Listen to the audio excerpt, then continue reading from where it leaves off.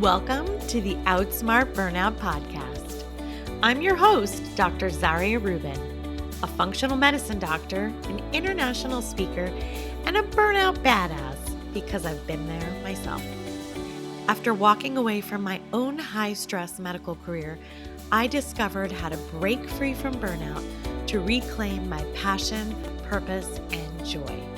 Now I'm here to help you do the same. From science-backed tips to time-saving hacks, and hopefully some aha moments that just might change your life. So sit back, relax, and let's do this.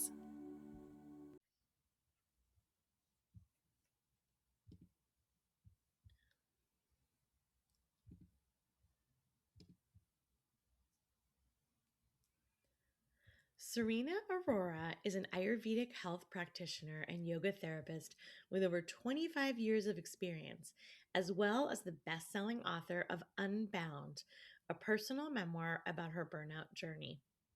She's dedicated much of her career to guiding transformation, both at her retreat center in Costa Rica and across the globe. She helps women reconnect with their bodies through Ayurveda and yoga therapy, addressing burnout, seasonal shifts, and life transitions by teaching us to align with the body's natural rhythms rather than pushing against them.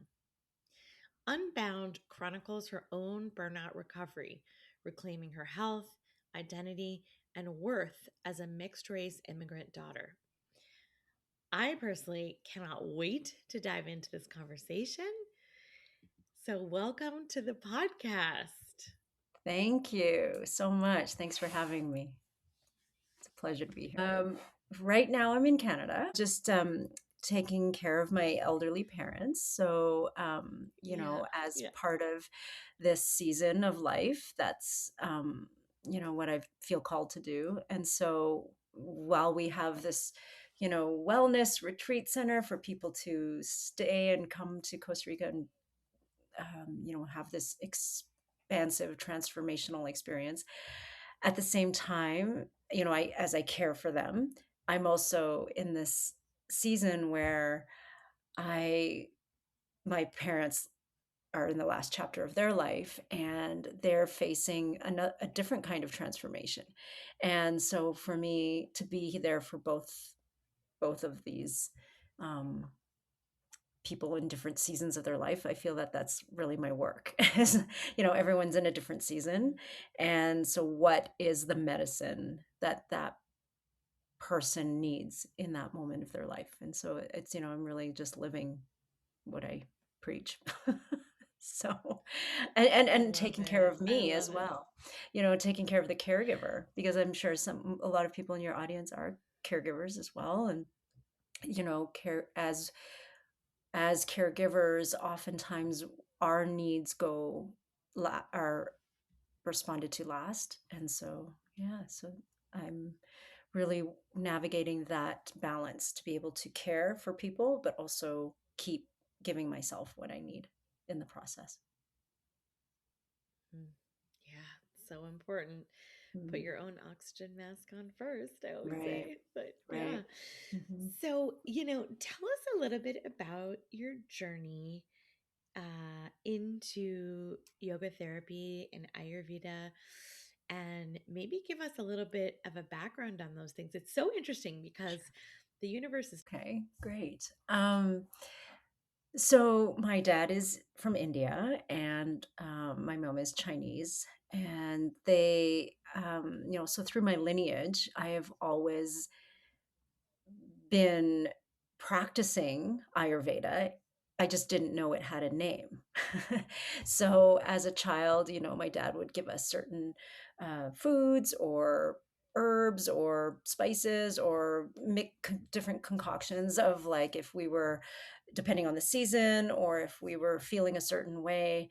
And we were very rarely sick. I do, going back as I was writing my book, I was like, do remember just being very happy and healthy and not really, feeling any kind of illness or dis-ease, like not feeling at ease. And I do believe that that was part and parcel. It was due to my environment and my diet. And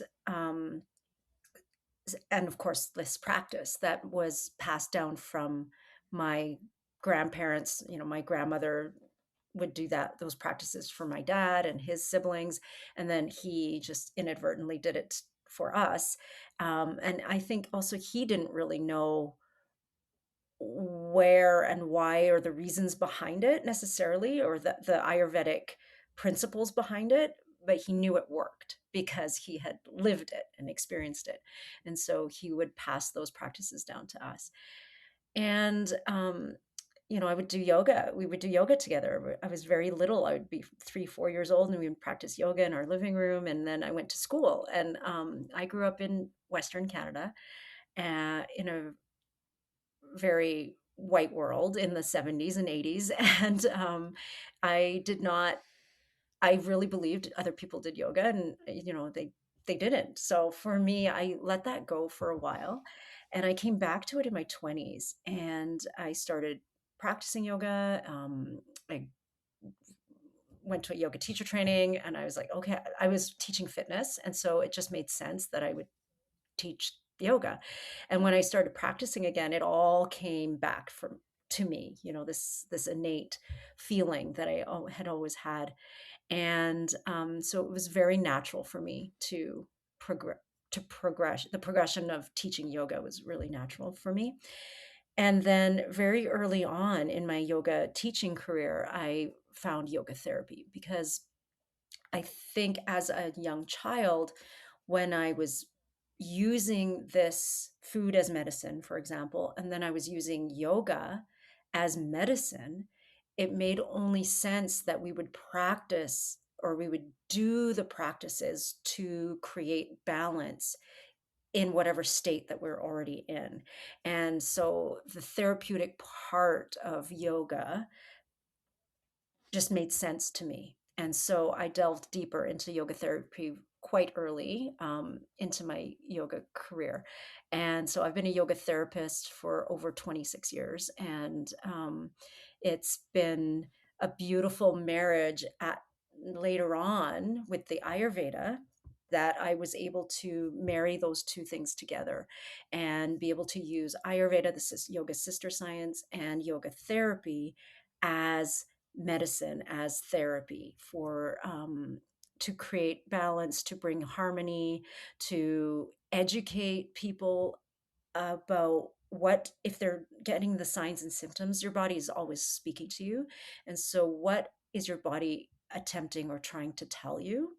And when you can pause and listen and hear what your body is saying with the Ayurveda and the yoga therapy, you can then understand what your is needed in order for your body to get back to a state of harmony and ease.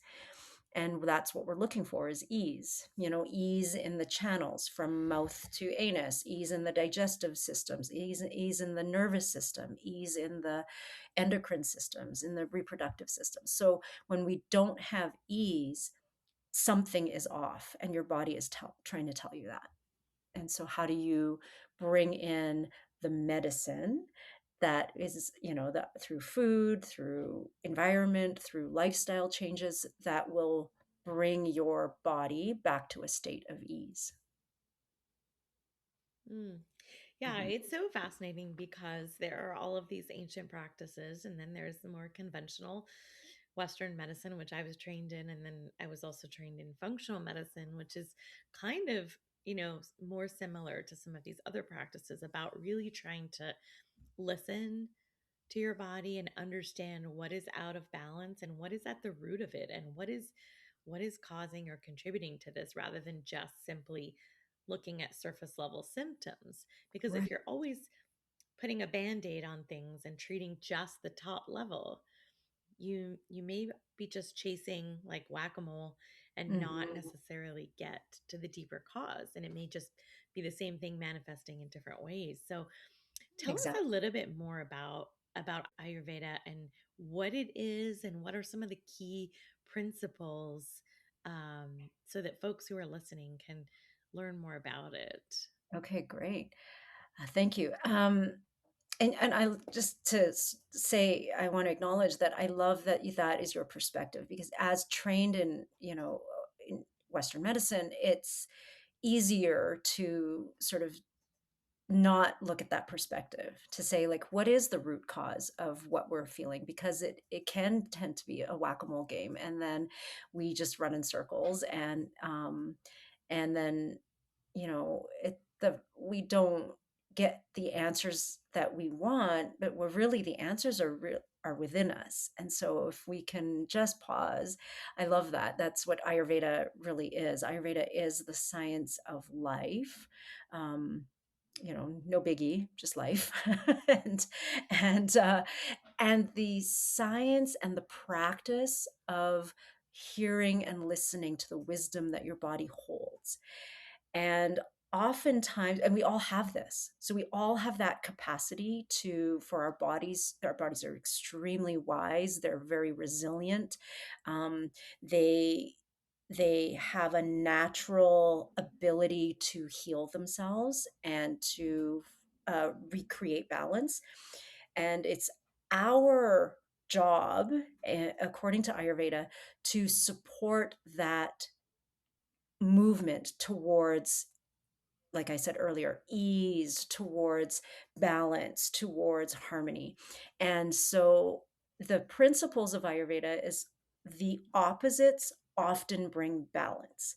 And so if we're feeling a certain way, what is the opposite quality or opposite um, texture that we need to create a more balance? So for example, if we feel cold, right, so there's cold in our bodies, then cold, obviously the opposite is heat and warmth.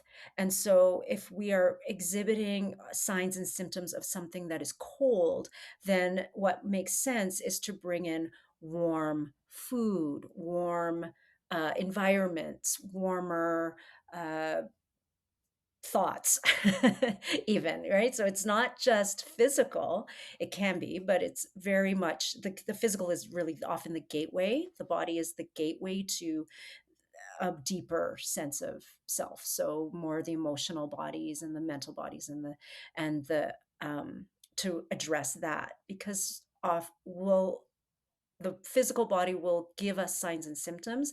It's often the last thing that comes to the surface. And it's, if we ignore it, it's often gets louder and louder and louder until we listen. And so it's Mm. really a matter of bringing in something that's opposite. And this is, I also say it's often the thing that brings balance. It's not always. So depending on, everyone is different. So again, with Ayurveda, there's no one size fits all. There are certain principles and certain practices that are generally helpful to the human population, and we are all very different in our situations where we live, our lifestyles, our diets, our lineage, all of that is very, and our experiences. And so another principle in yoga is, or sorry, in Ayurveda is, um, you know, yoga, the goals of Ayurveda is to preserve health, to promote longevity, and to prevent dis-ease. And so I talked about that at the top of this call, is that how do you create ease in your body? And so that eventually it doesn't become like dis-ease, not feeling at ease. If you're not feeling at ease in your digestion, you're not feeling at ease in your menstrual cycle, for example, for women, it's often a sign or information that's really important to listen to, so that we can start to bring in the opposite quality. And so there are certain herbs, there's certain properties and qualities that will help relieve perhaps pain, like pain in a menstrual cycle. That could be something that you bring in. It's usually inflammation or heat. And so we want to bring in the opposite, something a little more cooling, something that is an herb, for example, that can uh, calm the nervous system, anxiety, and then reduce the heat. So it's kind of, there's layers to it. And again, the only answer that in Ayurveda is It depends. So when as someone asks me, if a client comes to me and asks me a question, okay, this is what's going on for me, I will almost always track it back to when that sign or symptom started. And then that gives me information of what happened in their life or what experience they had or what environmental situation for them changed that caused that that change, that shift. And so then we can start from there. And that's where it's a good way to know what that person needs. And Mm, I often yeah. say, yeah, the menstrual cycle, for if we want to go there, is, I say it's your monthly report card. And I feel in the West, we don't like the things that come out of our bodies. It, it's often like, Yeah. "Ooh, we're shy about it, or we're embarrassed, or there's a stigma attached to, like, ooh, The this. shame. Hmm. Yeah, the shame, that exactly, and that has been, it's a societal, um, environmental and societal thing that has come into play, where it's like we should feel ashamed about our menstrual cycle, and or the things that come out of our bodies. And you look at the East, and they are not, that is a very, things come out of their bodies and they're proud of it. you know and there's something more about what comes out. It's better out than in, and I do say that in my Yeah. classes, with my clients, with my students. It is better out than in, because holding something in, and this in Ayurveda we call this ama, ama, and ama is a toxic, morbid waste product. So toxicity due to undigested food, for example. It can also be mental ama, which is an undigested experience or a trauma that we've had that we held into our, and it's being held in our bodies. And everything that is being held within, and we're avoiding expelling or eliminating, that is causing us more harm, and it's creating more toxicity, and then eventually disease. And so, when the real premise of Ayurveda is to eliminate the toxicity, and there's a cycle that I like to speak about, that is every being does, and it's the ingest, digest, assimilate, eliminate. And if this cycle isn't continuing in smooth, in a harmonious pace, if we're simply ingesting, and we're not able to digest all the things that we're ingesting, then we more toxicity is built up inside our bodies and our minds. Absolutely. If we're not eliminating that which we have ingested in a timely manner, then that toxicity will build inside of us. And so, how to keep ourselves clear and clean, the channels clean.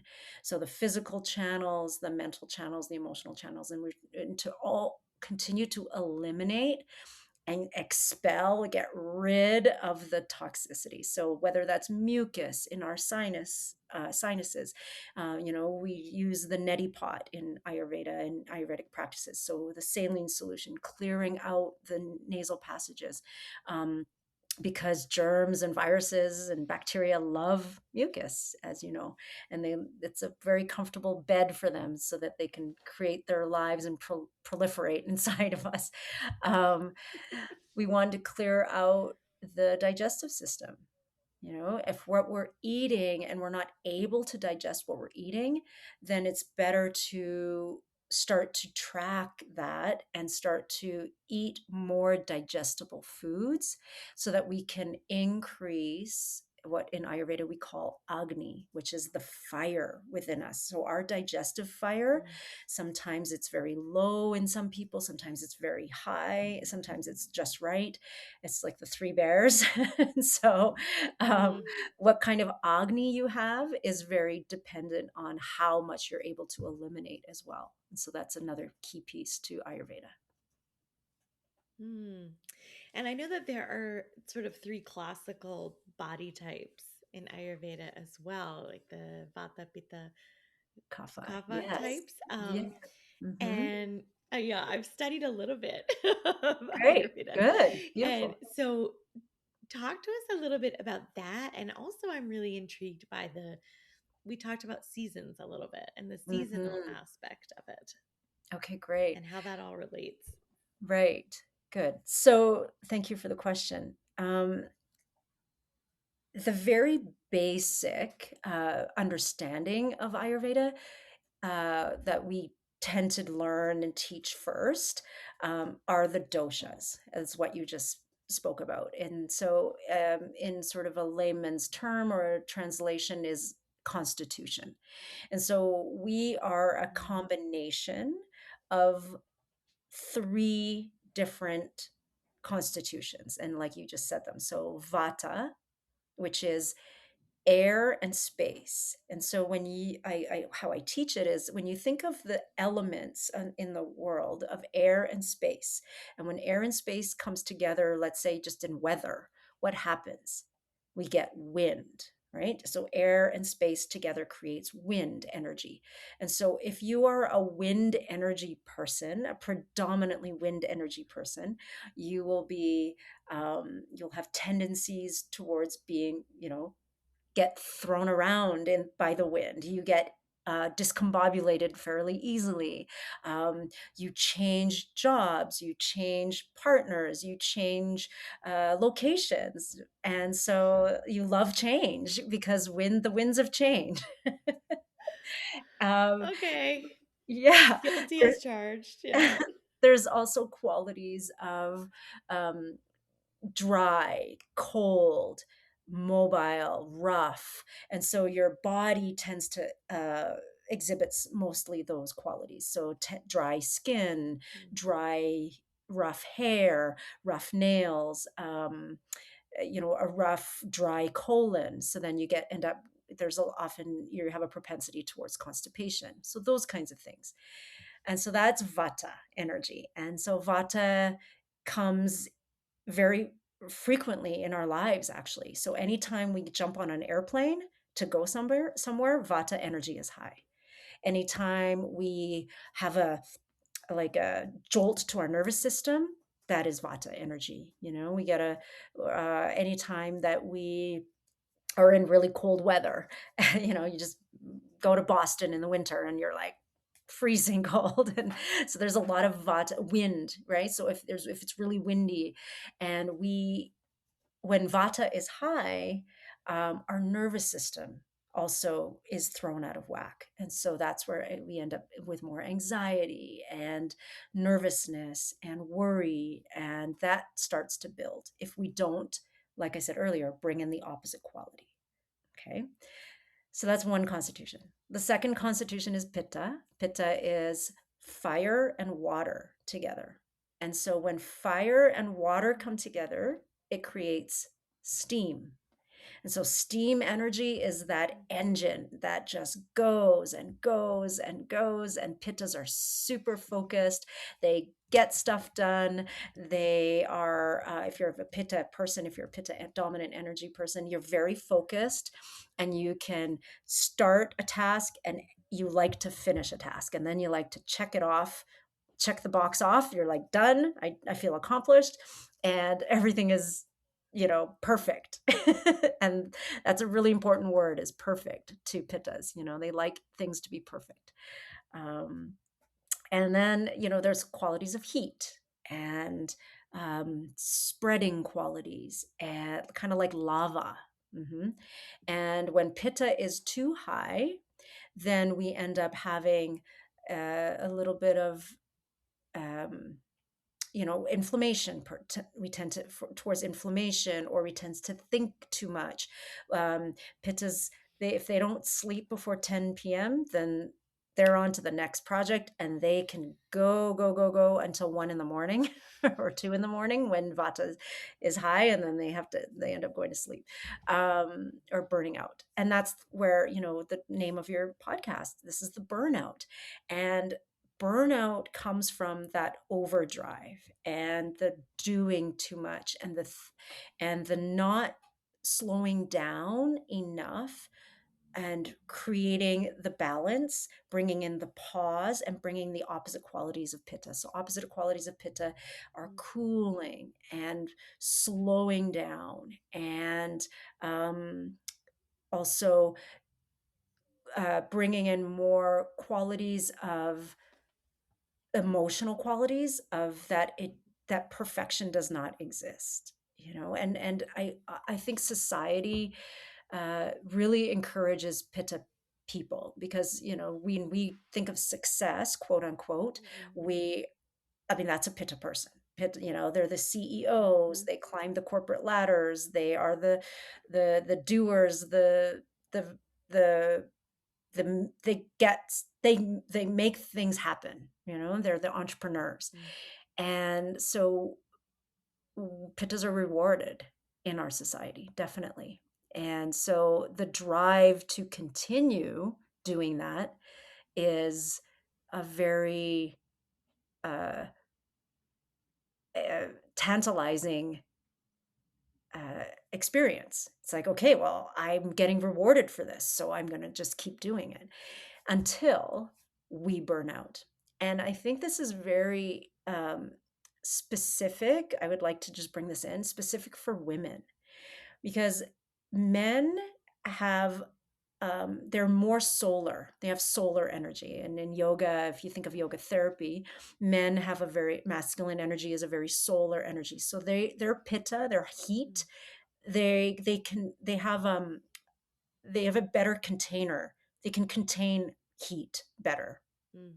Whereas women, we come from a lunar energy. We have a lunar cycle. We have our moon cycle. We have menstruation. We're more a cooler moon energy. And so we don't have the container necessarily for that much heat. And so we're cooler. And so we actually want to retain some heat, but also maintain enough sustainable heat. And that takes pacing and rest and sleep and replenishing what I call the feminine waters, because we're more water energy. And that brings me to the third Mm. constitution, which is Kapha, right? Or some people call it Kapha. And so Kapha or Kapha energy is water and earth. And if you think of water and earth, it's like unctuous, it's this it's mud energy. And the mud energy is cool and is nourishing, and it's uh, so vital for our planetary well-being. Mother Earth is Kapha energy. She is so stable, and there's a stability to Kapha energy that women um, naturally are drawn to, and that we resource ourselves from that kind of energy. And so women who are cooler earth energy by nature, if they're more kapha by nature, they're actually a luckier uh, sister because they have more energy to put forth, to feed, right? So we nourish the others. And those of us who are more on the Vata side or the Pitta side, we're more on that masculine energy side, and that propensity to do more and to um, change. And so, what we really need to do is bring in more of this Mother Earth kapha energy in our lives. And that's what I support women in doing, is like more of the nourishing, and what we do at the retreat center. And I think of Mother Nature, I think of Costa Rica, I think of a lot of natural places that where nature is really abundant. And that is why more often than not, women feel, when they go to these places, we feel revitalized, we feel rejuvenated, we feel like we can, okay, I'm ready to go back to work and go back to family and doing whatever we need to do, because we have naturally replenished that inner resource that we already have that's within us. Mm. So that's a long answer Yeah, to your that's question. no, that's beautiful. It's perfect. It's amazing. So, yeah, we're gonna switch gears a little bit because I would love to talk about your journey Mm, and your personal experience. And with all of these amazing resources and tools at your disposal, you still ended up going through burnout. And mhm, then you decided to write a book about it. So, mhm. talk to us a little bit about that trajectory and that transition and how you went into burnout, came out of it, decided to write the book, and I love to hear more about the title of the book. Oh, thank you. Oh my goodness. Okay. Yes, I I think part of the reason why I wrote the book was because I wanted people to see and read that this journey towards where I am now, which is a place of nourishment and ease and abundance, doesn't happen overnight. And it n- most often does not happen in a linear path, in a linear way. And I wanted people to know that the people like they think that I've always been this way. And it's like, no, I went through deep burnout, depletion, and cycles of depletion. And it took me years to actually recover. And it took me Ayurveda, actually, the meeting of Ayurveda and really implementing Ayurveda in my life to actually recover from that. And so, as a yoga teacher, very young, I was a fitness instructor very young, and then I was a teacher. I was a middle school teacher, and I wasn't feeling fulfilled. I had this uh, desire for something more, and it was something I didn't know and I didn't learn. As an immigrant daughter, you're just sort of you're told this is what you want to do, this is what you should do, you should. There's a lot of shoulding on you. Mm.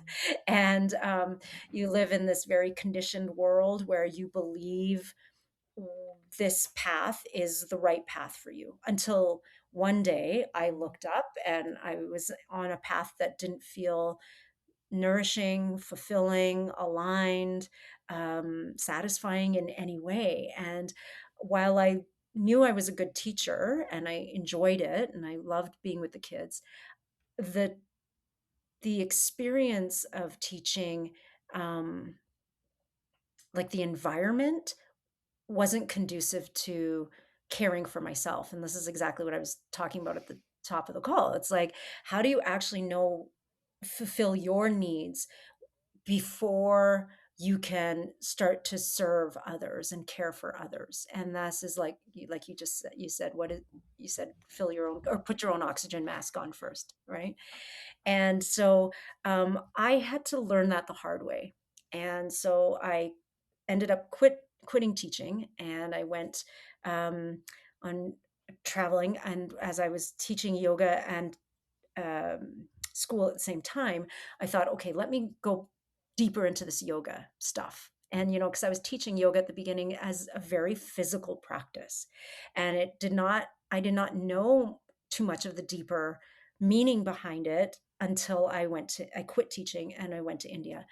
And I went to India and I asked my yogi uncle, I said, oh, I'm here. Wait, why are you here? I'm here to study yoga. Well, what? He's like, Beta, you do not study yoga. We are yoga.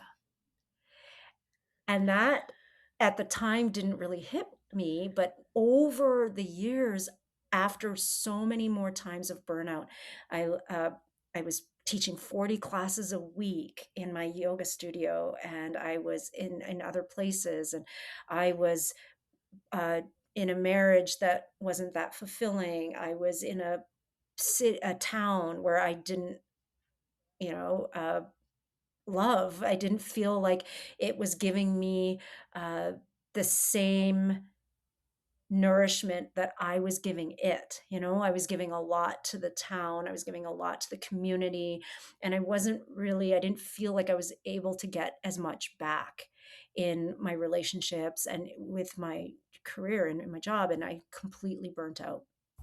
And I left my marriage, I left this town, I left my studio, I left my community, and I moved to the US, I moved to the States, and I started again. But before I started again, I took time to really dive into Ayurveda, dive into the yoga, and start practicing these practices myself and giving my knowing what my body was saying. I had all the signs and symptoms. It was dry, I was constipated, I wasn't very, feeling very nourished. My skin, lots of things were not um, at ease. Everything, my cycles, my nervous system was completely shot. And so how much how long it took really was 4 years, I would say, to really start to recalibrate my nervous system, to pause. And I was lucky enough and fortunate enough to not have to go back right away to work. And I was able to travel, and I was able Hmm. to find people, teachers, resources, doctors,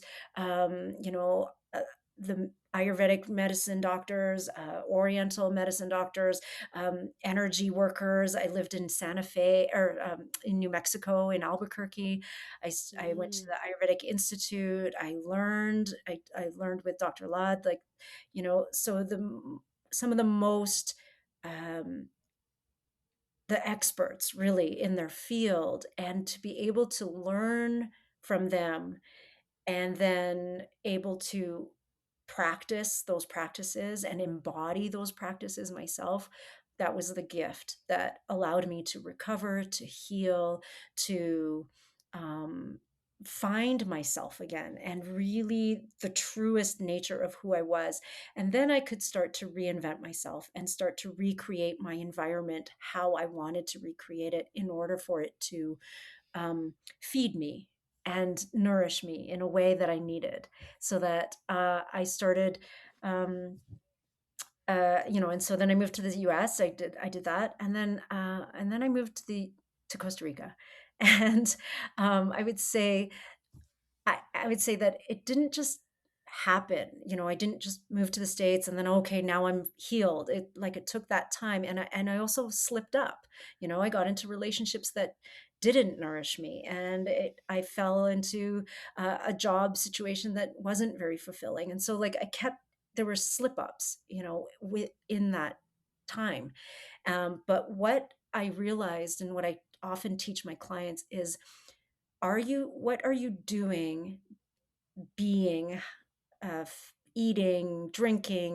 What are all the things, your environment, is it contributing to the fabric of your well-being, or is it depleting it?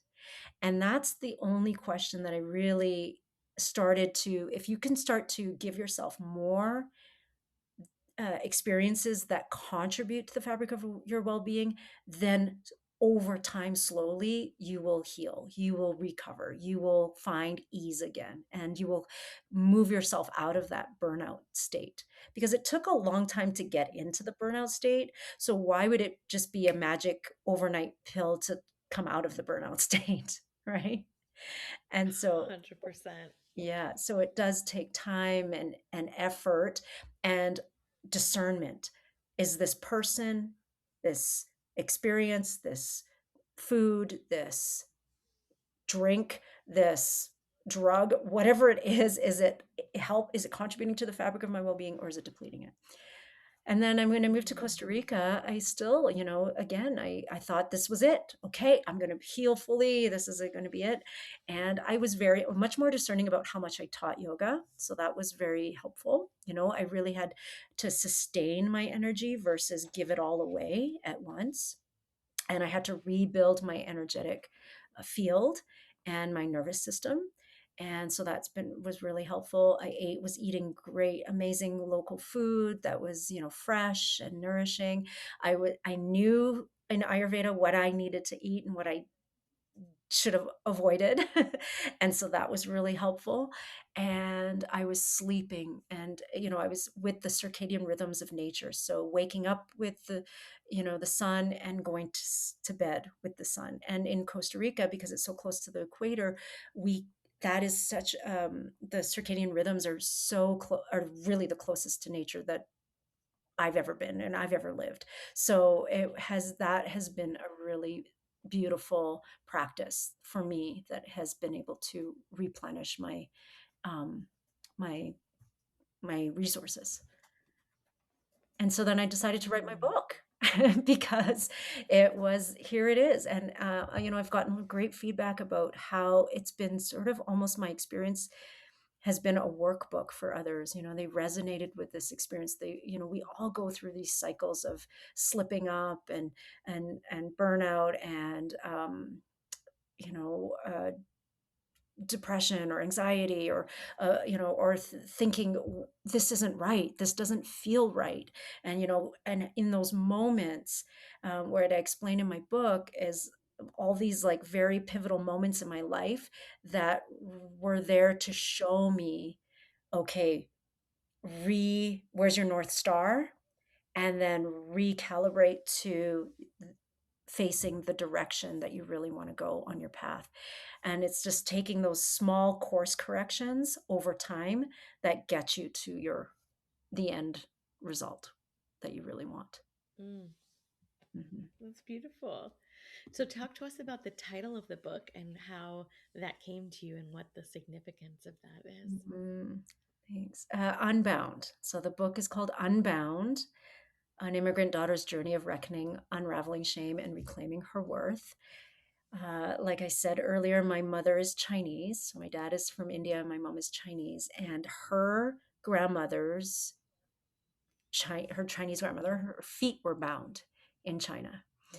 And so this is an old traditional practice that was about taking young girls' feet, soaking the feet, and then breaking the bones and binding them so that they're a very small size. What was ideal, quote unquote, was 3-inch feet. And so if they got the closest to 3 inches, then they were considered the most marriageable, the most desirable, the most yeah successful. And like I said, this is our traditions of what we believe success means, right? And um and so my grandmother, my mom's mom, ran away, and she escaped that foot binding fate.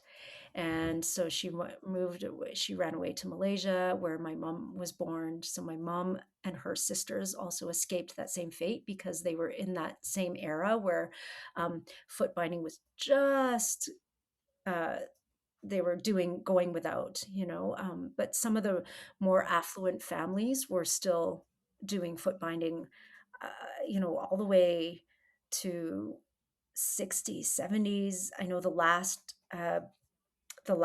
foot binding shoe factory closed down in the 90s. So it was a long, long standing tradition. And yeah, Wow. yeah. So I think there's a lot to be said about tradition, about generational trauma. And so when I think about my mom's experience, my grandmother's experience, and then my experience here. So my mom was an immigrant. She moved away, she grew up in Singapore. She moved to England, and then where she met my father. They eventually moved to Canada, where I was born. And I do believe, even though I have bigger size 6 unbound feet, uh, I was still walking on eggshells. I was still walking with a fear that wasn't mine, a trepidation that was looking to escape or run away from something. And when I talk about in my book, it was like, what am I actually running away from? And I moved countries, I moved jobs, I moved relationships. I changed so many things about my environment, and yet what was always with me was me. And so wherever you go, there you are. And so I had to take a deep look and a deep dive at myself and what it was that I was doing, how I was behaving, what I believed, really truly believed about myself, that needed to be left behind. And I coined that term immigilt in my book. So it's like, what is the Mm. the immigilt that I carried, that my grandmother carried and yet she escaped, that my mother carried and yet she moved away from, and that I still carried as well. And I was able to break this pattern because I had the privilege, the insight. I was born in a generation where there was no war, there was no, I was fortunate enough to not have trauma in my life. And so for me, big T trauma. And so for me, it was, can I feel safe enough in my own skin that I can drop this Immigilt backpack and just, it's not mine, and let it go and have a lighter load as I walk with my very unbound feet on my own path that I knew was meant for me, which was aligned, feeling fulfilled. And I had struggled my whole life to find, because I kept carrying this Immigrant backpack that kept holding me back from actually following what I knew was true for me. And so this is my story. That is so beautiful. Thank you so much for sharing. I'm gonna steal that word for sure. Immigrants. Yeah, I'm also a daughter of immigrants, but Yeah, yeah. yeah, wow, what an incredible story and what an incredible journey. And I have so loved having you on the show. We have one more little segment of the show called the rapid fire segment, where Uh-oh. I Okay. just ask you some short, quick questions and you just answer from the heart, and Okay. we'll see where it's gonna take us. Sounds Yeah. great. So, are you a morning person or night owl? And what does that say about your Ayurvedic type? Yeah, interesting. I am definitely a morning person, and especially in Costa Rica, and how I explained it. Um, what that says about my is that I'm a Vata dominant person, and I'm a Vata Pitta, and I do have to really watch my Vata. But Vata is at its highest in the morning and before dawn. And so when you wake up before 6 a.m., it's actually so supportive, Vata, because Vata's movement. And so I am awake and I wake up easily. And I feel motivated and to do and get things done. If I go back to sleep at 6 or after 6, I'm down, because then it's kapha time and you're it's heavy. Yeah. Yes. And what, Yeah. so if you're a night owl, what does that mean Night for us? owls For is that you're a pitta person, pitta dominant. So that mm, means when you stay mm. awake over past 10 p.m. and you're not in bed or you're not asleep, that means your brain is refiring, the heat is coming on, the engine, the steam is back in on, and you can just go, go, go until Vata time, which is 2 a.m. Yeah. Oh You can, dear. Yeah, yeah, finish that that's a bit project, me, but clean the house, do that. Yeah. Get the I don't podcast know. edited. I'm I'm aspiring to be more of a morning person. We'll see if I can shift things. Yeah. So the idea is to go to Okay. bed. The idea is go to bed before Yeah, 10. I Yeah. know. I know. I Yeah. know. I'm gonna Yeah. try. It's a discipline for sure. um, what is an Ayurvedic ritual that you never skip, even on if you're Ooh. having a bad day? Oh my goodness. So good. Uh, hot water in the morning, tongue scraping, neti pot. Ooh, okay, the trifecta. I love it. Yes. Yeah. Okay, can you tell that someone is burning out just by looking at them? And what do you Yes. notice? Ooh. Yes. Worry lines on their forehead, bags under their eyes, so that's kidney, or the dark circles. Right away, that's an instant sign is adrenal fatigue. Mhm, Hmm. mhm. What is a word that you would banish from the wellness industry vocabulary? Ooh, I love this one. Should and try. Oh, I call it yeah, Okay. I call it the Okay. S word and the T word, shoulding, because when we're shoulding on ourselves, no matter what, "Oh, I should do this, I should do that," and now let's say we learned all these things, we went to this workshop and we have all this wellness tools, and I should do this and should do that and shouldn't, and I keep shoulding on myself, and that just creates more and not feeling at ease. And so it's like one or two things for sure a day, and that's it. So you give yourself some grace on that and try, because Yoda said it, right? Try, what is it? There is no try. It Do or do do or not. don't There do is or no do not. try. Right. And so in yoga, or in Ayurveda and all that, it's do it. Do the practice. Don't just try it, because it's not a magic pill. So doing it for 7 days, for 14 days, for 30 days, and then doing it and doing it and doing it, and then it becomes this habit. That's the way you're going to see change, and if your body how your body responds to that practice. Hmm. Okay, this Mhm, is a wild question, but mhm. if burnout had a smell, what would it be? Mm. Ooh, I love this one.